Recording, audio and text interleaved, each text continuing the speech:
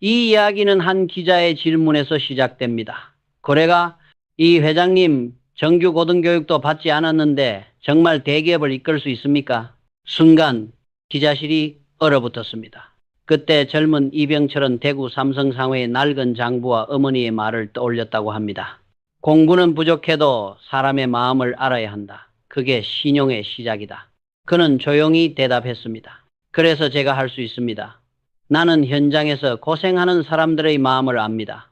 착한 사람이 왜 손해만 보는지도 너무 잘 압니다. 그 말 한마디로 기자실이 다시 술렁였죠. 그날 이후 그는 오직 신용과 품질 그리고 사람으로 회사를 키워 1938년 대구의 작은 상점을 오늘날 세계적인 삼성으로 만든 사람이 되었습니다. 이병철이 70년 가까운 세월 동안 깨달은 건 단 하나였습니다. 세상은 착하기만 한 사람에게 냉정하다는 것. 좋은 사람으로 끝나면 절대 신뢰받는 사람이 될 수 없다. 오늘 저는 이병철이 남긴 그 가르침, 착한 사람이 불행해지는 5가지 이유, 그리고 신뢰받는 사람으로 바뀌는 5가지 방법, 그 모든 이야기를 여러분께 들려드리려 합니다. 지금부터 이야기되는 건 철학이 아니라 그가 직접 부도와 위기 속에서 몸으로 배운 현장의 인간학입니다. 끝까지 들으신다면 당신의 착함이 더 이상 약점이 아니라 강력한 무기가 될 겁니다. 영상이 마음에 남는다면 이병철이 평생 강조했던 단어 신용을 댓글에 남겨주세요. 그 한 글자가 오늘의 당신을 바꾸는 시작이 될지도 모릅니다. 착한 사람으로 끝내지 마라. 이병철이 생전에 자주 했던 말이다. 무엇이든 다 받아주면 결국 아무것도 완수하지 못한다. 성실만으로는 신뢰를 얻을 수 없다. 이 말은 그가 직접 겪은 한 사건에서 비롯됐다. 1960년대 중반 수원 방직 공장 확장 공사가 한창이던 시절이었다. 삼성은 그때 전국의 협력업체, 자재공장 운송팀이 한꺼번에 움직이는 복잡한 프로젝트를 진행 중이었다.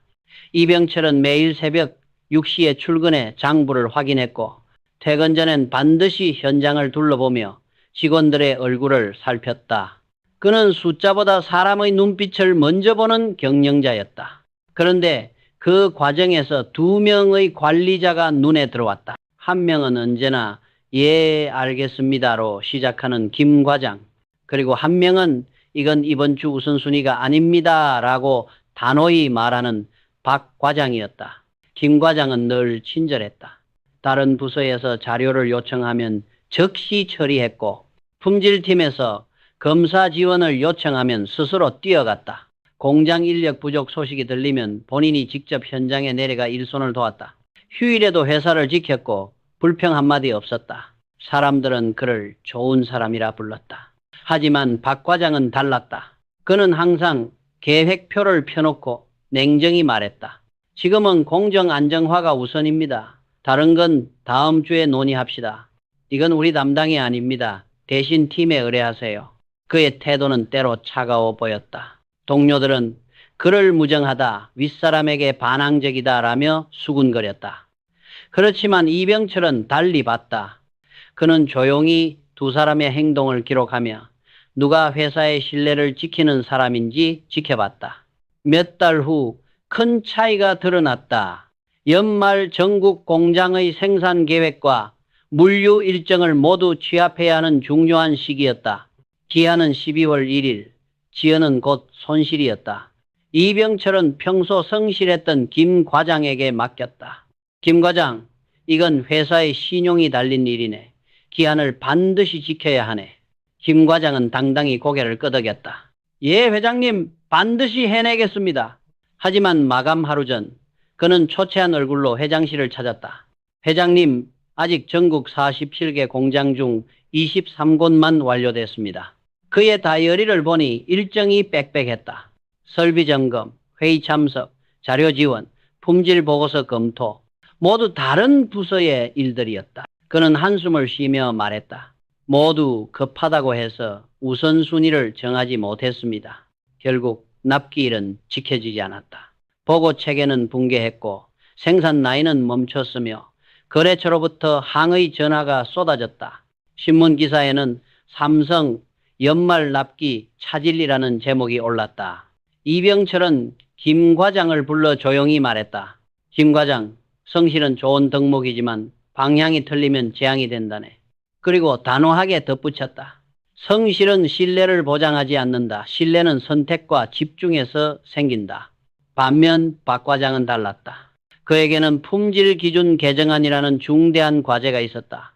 그 역시 수많은 요청을 받았지만 그는 냉정하게 우선순위를 세웠다. 12월 15일까지 이 안건에만 전념하겠습니다. 급한 건 팀이 맞는 게 낫습니다. 주변에서는 불만이 나왔다. 협조도 안 하고 융통성도 없네. 하지만 그는 흔들리지 않았다. 기한을 정확히 지키며 완벽한 결과를 내기 위해 밤새 공정을 검토했다. 결과는 놀라웠다. 3일 일찍 완성된 보고서 한 장이 회사의 품질 체계를 바꾸었다. 그 덕분에 다음 해 불량률은 12%에서 4%로 떨어졌다. 이병철은 회의석상에서 이렇게 말했다. 모든 일을 다 받아주는 사람은 결국 아무 일도 끝내지 못한다. 거절할 줄 모르는 사람은 책임질 줄도 모른다. 그 해 연말 인사 결과는 명확했다. 김 과장은 부서 순환 발령, 박 과장은 승진, 평가는 한 줄이었다. 김 과장 성실하지만 핵심 업무 부적합, 박 과장 냉정하지만 신뢰 가능. 그날 이후 이병철은 좋은 사람 대신 신뢰받는 사람을 키우는 조직을 만들었다. 그것이 훗날 삼성의 인재제일 철학이 되었다. 오늘날도 똑같다. 상사의 부탁, 동료의 요청, 고객의 요구 모두 들어주려다 보면 정작 자신이 해야 할 일을 놓치게 된다. 그런 사람은 결국 성실한데 결과가 없다는 평가를 받는다. 이병철은 늘 말했다. 거절은 냉정이 아니라 신뢰의 시작이다. 그리고 마지막으로 이렇게 물었다. 해봤어? 오늘 하루 꼭 해야 할 일 하나를 제외하고 나머지는 단호히 거절해 본 적 있어? 그게 바로 좋은 사람으로 끝내지 않는 법이다. 이병철은 이렇게 말했다. 사람은 자기 기준이 없으면 바람 따라 흔들리는 갈대가 된다. 이 말은 단순한 인생 조언이 아니라 그가 직접 몸으로 배운 경영의 교훈이었다. 1950년대 중반 한국 전쟁이 끝난 뒤 나라 전체가 혼란스러웠다. 삼성도 예외가 아니었다. 무역, 섬유, 금융, 올이 불안정했고 어느 사업에 집중해야 할지 결정해야 했다. 그때 사내 임원들은 서로 다른 의견을 냈다. 지금은 금융으로 가야 합니다. 아닙니다. 수출 중심으로 전환해야 합니다. 전자사업은 시기상조입니다. 모두의 말이 일리 있었다. 하지만 문제는 누구 하나 자기 기준으로 말하지 않았다는 것이다. 윗사람의 표정에 따라 말이 바뀌고 분위기에 따라 의견이 뒤집혔다. 그 모습을 지켜보던 이병철은 회의실 공기를 단숨에 끊었다. 그만. 그는 천천히 일어서서 말했다. 나는 너희의 눈빛에서 확신을 보지 못했다. 삼성이 어디로 가야 하는지 남의 눈을 보고 결정하려는 사람에게 미래를 맡길 수는 없다. 그날 이후 그는 모든 임원에게 단 한 가지를 요구했다. 자기 충고를 세워라. 이 회장이 말한 축은 단순한 고집이 아니었다. 그는 이렇게 정리했다.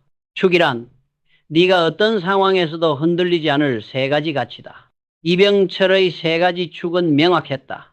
품질, 신용, 인재. 그는 이 세 가지 중 하나라도 손상되면 그 사업은 반드시 무너진다고 믿었다. 한 번은 수원 방직 공장의 임원이 이렇게 제안했다. 회장님, 이 원단 품질을 조금만 낮추면 원가가 15% 절감됩니다. 이익이 2배로 늘어날 겁니다. 당시 삼성은 자금난이 심각했다. 누구라도 그 제안을 흔쾌히 받아들였을 것이다. 하지만 이병철은 단호히 말했다. 품질을 낮춰 얻은 이익은 결국 신용을 잃는 비용이 된다. 그는 즉시 그 안을 폐기했다. 우린 당장 손해를 보더라도 품질을 깎아서는 안 된다. 그 결정을 들은 임원들은 의아해했다. 이익을 포기하다니 너무 완고한 것 아닙니까? 그때 이병철은 짧게 대답했다. 완고하다고? 완고한 기준이 없는 기업이 망하는 걸 나는 너무 많이 봤다. 그 후 몇 년이 지나 삼성은 그 품질 신뢰 덕분에 일본, 동남아, 중동 등지에서 독점 계약을 따냈다. 삼성 제품은 비싸지만 믿을 수 있다. 그 한마디가 회사를 살렸다. 이병철은 그때 확신했다. 남의 눈치가 아닌 자기 축으로 버티는 기업만이 오래간다. 그는 회의 때마다 임원들에게 질문했다. 너의 기준은 무엇인가? 삼성의 기준이 아닌 너 자신의 기준은 무엇이냐? 대답하지 못하는 이들에게는 이렇게 말했다. 남의 생각을 따라가는 사람은 결국 자기 인생도 남에게 맡긴다. 이 이야기는 지금의 우리에게도 똑같이 적용된다. 직장에서 상사의 표정, 팀장의 기분에 따라 말을 바꾸는 사람, 회의에서 모두의 의견에 그것도 좋네요라고 맞장구 치는 사람, 결국 누구에게도 신뢰받지 못한다. 이병철은 말한다. 눈치를 본다는 건 네가 기준을 잃었다는 뜻이다. 그는 젊은 간부들에게 이렇게 가르쳤다. 자기 축을 세워라. 그리고 그 축 위에서 결정하라. 누군가가 싫어하더라도 그 결정이 옳다면 결과로 증명하면 된다. 그는 끝까지 자신이 정한 축을 바꾸지 않았다. 심지어 주변에서 전자산업은 무리입니다라고 말하던 시절에도 그는 품질과 인재의 축을 믿고 반도체에 투자했다. 그 결단이 훗날 대한민국 산업 지도를 바꾸었다.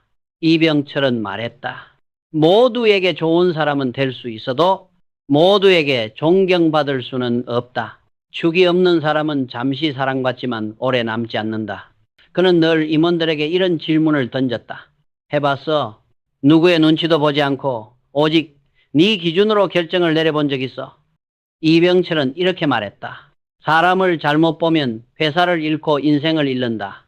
그가 이 말을 남긴 이유는 단 하나, 감정에 속아 큰 대가를 치른 적이 있었기 때문이다. 1950년대 후반, 전쟁이 끝난 지 얼마 되지 않았던 시절, 삼성은 도로 건설, 자재, 운송 등 여러 산업에 손을 뻗으며 재건의 중심에 서 있었다. 그때 한 신생 건설업체 사장이 찾아왔다. 양복 차림도 단정하고 말투는 공손했다. 그는 눈물을 글썽이며 이렇게 말했다. 회장님, 저는 이윤이 아니라 조국의 재건을 위해 일하고 싶습니다. 삼성과 함께 나라를 다시 일으키고 싶습니다. 그 말에 이병철은 깊은 감동을 받았다. 이런 마음을 가진 사람이라면 믿을 수 있겠다.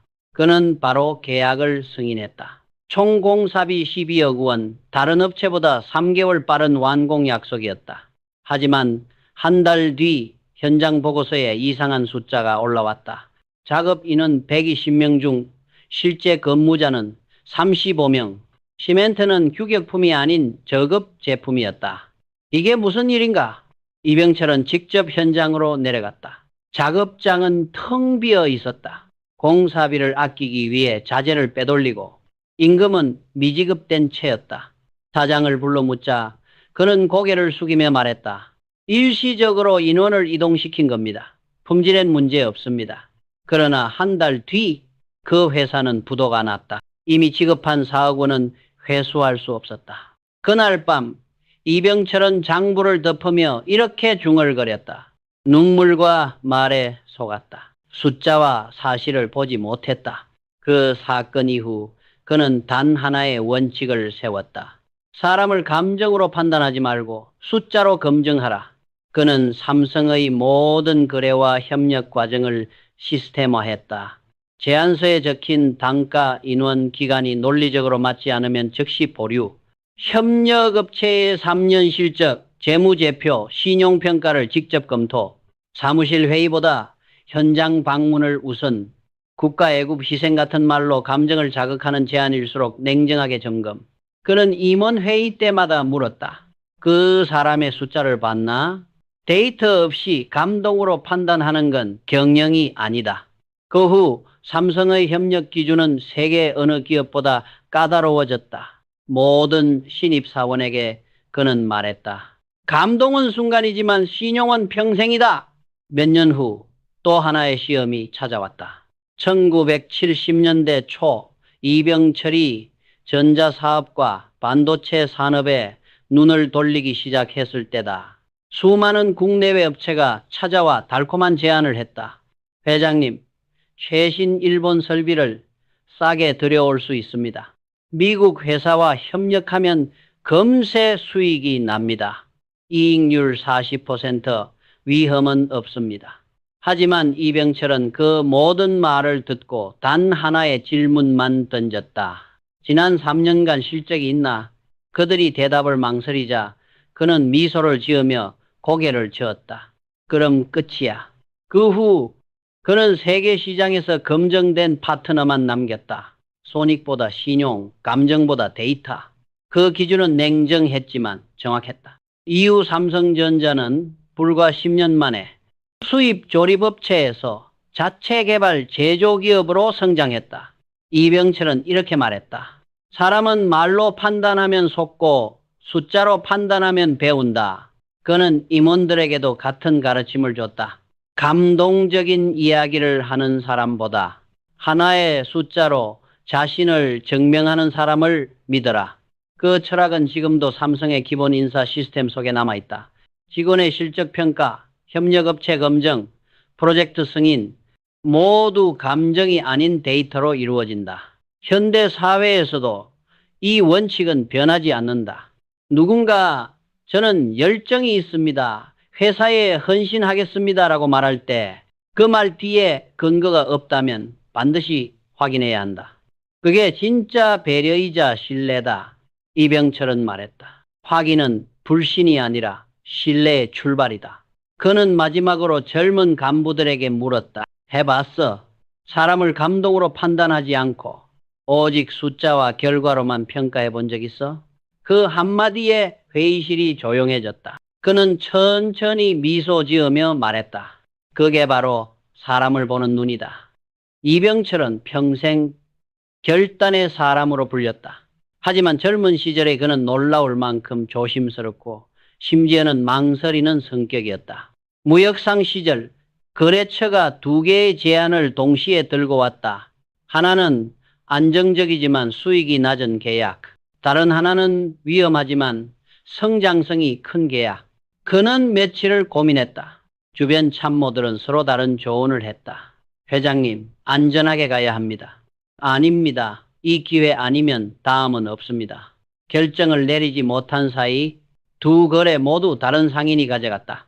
그때 그는 깊이 깨달았다. 모든 선택을 미루는 사람은 결국 아무것도 얻지 못한다.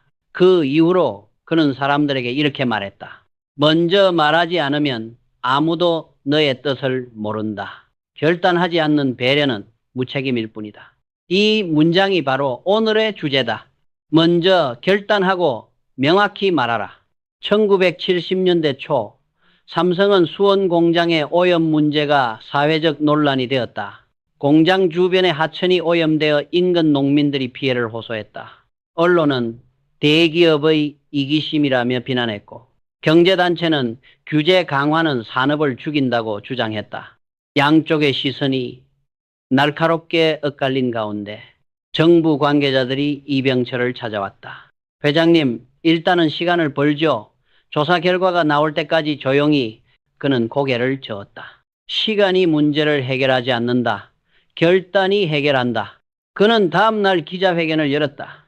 삼성은 품질뿐 아니라 사람과 자연에 대한 책임도 품질의 일부라고 생각합니다. 우리는 오염 방지 설비를 전면 교체하겠습니다. 3년 내에 공해 제로를 달성하겠습니다. 기자들이 술렁였다. 그 설비 비용만 300억 원이 넘는다고 들었습니다. 그는 단호하게 대답했다. 삼성의 신용은 그보다 비싸다. 이 결단으로 삼성은 막대한 손해를 봤지만 그 해 수원 시민들이 보낸 감사 편지 수천 통이 본사로 쏟아졌다. 그는 그 편지 묶음을 사무실에 두고 이렇게 말했다. 사람의 신뢰는 광고가 아니라 결단으로 얻는다. 이 사건 이후 그는 조직 내에서도 명확한 언어를 강조했다. 애매한 보고서는 시간 낭비다. 할 건지 안 할 건지, 가능한지 불가능한지 결론부터 말해라. 그는 회의 때마다 보고서를 던지며 말했다. 검토하겠습니다라는 말은 아무 의미가 없다. 한다 혹은 안 한다. 그게 책임이다. 그의 이런 스타일은 때로 냉정하다는 평을 받았다. 하지만 시간이 지나면서 사람들은 깨달았다. 이병철이 말한 명확한 말은 명확한 책임의 시작이었다. 한 번은 삼성전자가 일본의 기술 파트너와 공동 프로젝트를 진행하던 때였다. 상대 측에서 일정 연기를 요청했다. 부품 납기를 20일만 늦춰주십시오. 품질에 자신이 없습니다. 다른 임원들은 협력 관계니까 이해해줘야죠 라고 했다. 하지만 이병철은 조용히 말했다. 품질에 자신이 없다면 왜 계약을 했지? 품질이 부족하면 개선하고 납기가 늦으면 사과해야지. 그 둘을 동시에 얻을 수는 없다. 그는 즉시 협상을 중단시켰다. 그 결단 덕분에 삼성은 자체 기술 개발의 필요성을 절감했고 그 다음 해외 국내 최초로 TV 브라운관 자립 생산을 이루어냈다. 그는 이렇게 말했다. 결단은 손해처럼 보이지만 결국 신용과 실력을 남긴다. 현대의 직장에서도 마찬가지다. 회의에서 이건 좀 더 검토해 보겠습니다 라는 말. 그건 배려가 아니라 책임 회피의 표현이다. 이병철은 말했다. 결정을 미루는 사람은 책임을 피하는 사람이다. 명확하게 말하고 책임을 져라. 그게 신뢰의 시작이다. 그리고 늘 마지막에 던지던 질문. 해봤어? 눈치 보지 않고 네 판단으로 결정을 내려본 적 있어? 그 질문에 아무도 쉽게 대답하지 못했다. 하지만 그 침묵 속에서 많은 이들이 리더로 성장했다. 이병철은 늘 따뜻한 리더로 알려져 있었다. 하지만 그를 진짜로 아는 사람들은 말한다. 그의 온화함 속엔 단호함이 숨어 있었다. 이 이야기는 바로 그 단호함에서 시작된다. 1960년대 중반 삼성의 한 간부가 회장실을 찾았다. 회장님, 자녀 학자금이 급해서 조금만 도와주십시오. 그는 진심으로 곤란한 상황이었다. 이병철은 지갑에서 돈을 꺼내 조용히 내밀며 말했다. 이건 급한 불을 끄는 돈이야. 하지만 다시는 이런 일이 없게 스스로 길을 찾아야 한다. 그 간부는 눈물로 감사했다. 평생 잊지 않겠습니다. 하지만 6개월 뒤 그는 다시 찾아왔다. 이번에는 부모님 병원비가 급하다는 이유였다. 이번에도 회장은 조용히 말했다. 그때 빌려준 돈은 다 갚았나? 아직 조금 남았습니다. 그럼 이번 일은 스스로 해결해 보게. 사람은 도와주는 만큼 약해진다. 그는 냉정해 보였지만 그날 밤 일기장에 이렇게 썼다. 도와주는 것도 한계가 있어야 한다. 무조건적인 온정은 상대를 망친다. 그의 철학은 분명했다. 은혜를 베풀되 선을 그어라. 도와주는 건 미덕이지만 선생을 걷지 않으면 은혜가 의무로 변하고 감사가 당연함으로 변한다. 삼성 창립 초기에 그는 직원 복지를 위해 사택을 지어줬다. 처음엔 모두가 감사했지만 시간이 지나자 일부 직원들이 불평을 하기 시작했다. 왜 우리 쪽은 수원이 아니라 서울 쪽입니까? 이 조건은 불공평합니다. 그는 그때 큰 충격을 받았다. 사람은 너무 많은 걸 받으면 감사를 잃는다. 그는 즉시 제도를 바꿨다. 사택 지원은 유지하되 자기 노력에 따른 차등제를 도입했다. 성과와 책임이 있는 자에게 우선권을 주는 것이다. 회사는 복지로 사람을 묶는 곳이 아니다. 기회로 성장시키는 곳이다. 그의 말이었다. 1970년대 후반 한 협력업체 대표가 회장에게 부탁했다.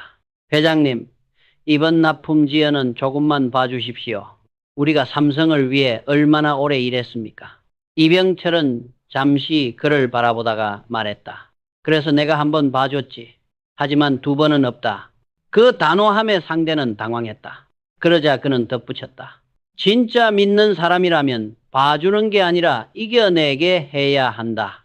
결국 그 회사는 스스로 문제를 해결했고 1년 뒤 다시 정상 궤도에 올랐다. 그 대표는 훗날 이렇게 말했다. 그때 회장님이 봐주셨다면 우리 회사는 망했을 겁니다. 이병철의 경영 노트에는 이런 문장이 적혀 있었다.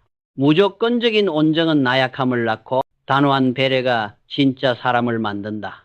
그는 늘 직원들에게 경계시켰다.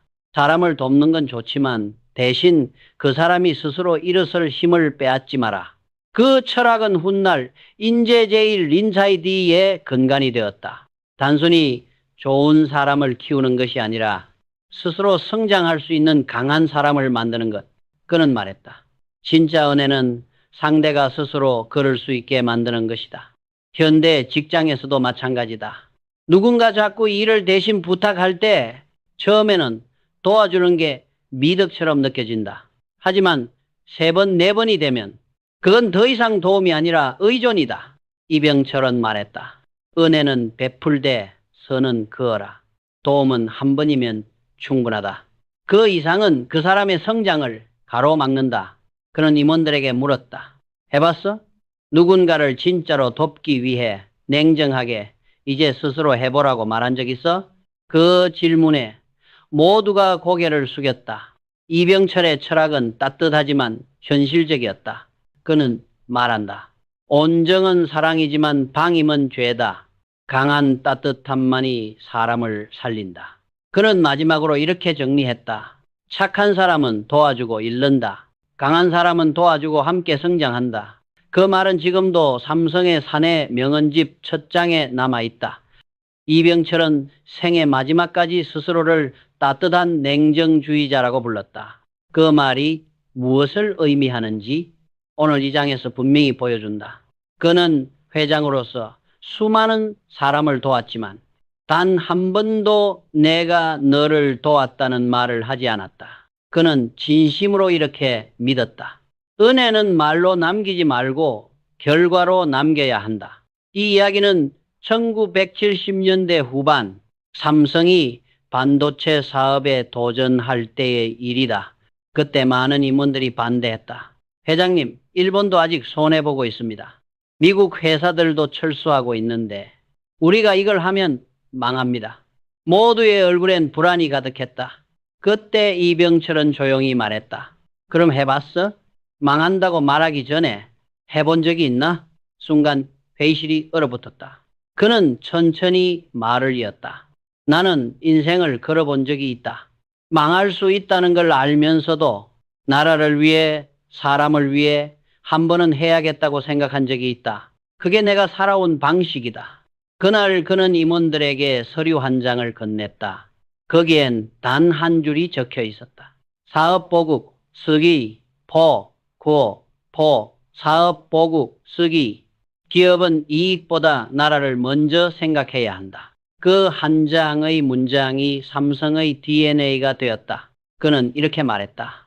착한 마음만으로는 회사를 못 지킨다. 하지만 강한 책임감은 사람도 나라까지 살린다. 그가 말한 강한 온정이란 무조건적인 도움이나 감정적인 배려가 아니었다. 냉철한 판단 속에서도 사람을 믿고 이끌 수 있는 용기 있는 따뜻함이었다. 그는 후배 경영인들에게 종종 이런 말을 남겼다. 사람을 믿을 땐 끝까지 믿고 잘못되면 책임도 끝까지 져라. 그게 리더의 품격이다. 1983년 반도체 공장 준공식에서 그는 기자들에게 마지막으로 이런 말을 남겼다. 나는 평생 사업으로 나라를 부흥시키겠다고 결심했다. 삼성이 실패해도 누군가는 이 길을 가야 한다. 그게 내 사명이다. 그날 한 기자가 물었다. 회장님, 그렇게까지 하시는 이유가 뭡니까? 그는 잠시 하늘을 바라보다가 조용히 이렇게 말했다. 나는 성공보다 존경을 원한다. 부자가 되는 건 쉽다. 하지만 사람을 살리는 기업이 되는 건 어렵다. 그 대답이 끝나자 수많은 젊은 엔지니어들이 눈시울을 붉혔다. 그들이 느낀 건 단순한 감동이 아니라 책임지는 리더의 진짜 온기였다. 이병철의 마지막 일기장에는 이런 구절이 남아 있었다. 착한 사람은 남을 도와 기뻐하지만 강한 사람은 남을 키워 기쁘다. 내 인생은 후자였다.